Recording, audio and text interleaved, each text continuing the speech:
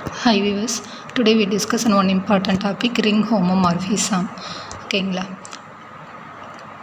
ஹோமோமார்ஃபிசம்னா நமக்கு என்னென்னு தெரியும், ரிங்க்னாலும் என்னென்னு தெரியும், நம்ம தனித்தனியாக பார்த்துருக்கோம் இல்லைங்களா. இப்போ ரிங் ஹோமோமார்ஃபிசம் அப்படின்னா என்னென்னு பார்க்க போகிறோம். A function pi from R to S between two rings is a homomorphism if for all a, b in R. சரிங்களா, a function pi from R to S between two rings is a homomorphism if for all a, b in R. ஓகேங்களா, இந்த first ஒன்று pi of a plus b is written as pi of a plus pi of b. The second one pi of a b is pi of a into pi of b. ஓகேங்களா, an isomorphism is a bijective homomorphism. An isomorphism is a bijective homomorphism. ஐசோமார்ஃபிசத்தை என்னன்னு சொல்லலாம், bijective ஹோமோமார்ஃபிசம்னு சொல்லலாம். Two rings are isomorphic. Two rings are isomorphic if there is an isomorphism between them. Two ரிங்ஸை என்னென்னு சொல்லலாம் அப்படின்னா ஐசோமார்ஃபிக்னு சொல்லலாம். If there is an isomorphism between them. ஓகேங்களா, அந்த ரெண்டும் எப்படி இருக்கும், ரிலேஷன்ஷிப்பில் பிட்வீன் தம் ஐசோமார்ஃபிசமாக இருக்கும். This known as ring homomorphism. ஓகேங்களா, a function pi from R to S between two rings is a homomorphism if for all a, b in R. the first one என்ன அப்படின்னா ring ஹோமோமார்ஃபிசமாக இருந்தால் என்ன கண்டிஷனை satisfy பண்ணும், pi of a plus b is pi of a plus pi of b. the second one pi of a b is pi of a into pi of b.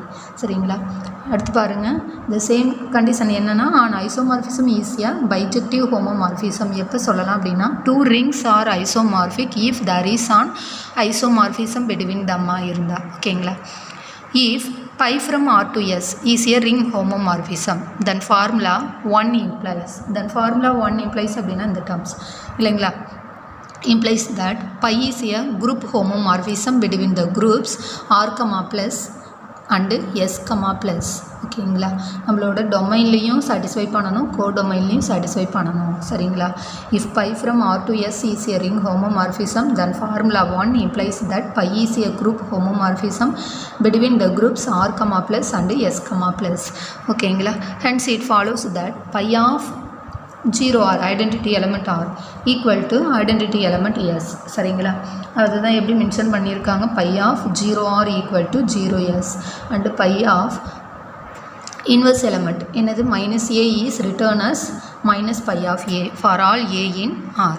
ஓகேங்களா, where 0R and 0S denote the 0 element in R and S. ஓகேங்களாப்பா, இதில் 0R and 0S denoted as the 0 element in R and S. ஓகேங்களா, this is known as ring homomorphism. புரியுதுங்களா. the another one பாருங்கள், identity element exist ஆகுதா, எது multiplicative identity 1. எப்போ if pi from R to S is a ring homomorphism pi of 1R is 1S. எப்போ இப்படி exist ஆகும், which is possible அப்படின்னா இல்லை. சரிங்களா, அடுத்து ஒரு தியரம் பாருங்கள், let R be an integral domain and characteristic of R equal to P. characteristic of R என்னவா இருக்கணும், ஒன்று either 0R prime number அப்படிம்போம் இல்லைங்களா. அப்போ characteristic of R equal to P. the function pi from R to R is given by pi of a equal to a power P for all a in R. then pi is a homomorphism from R to R and it is also 1 to 1.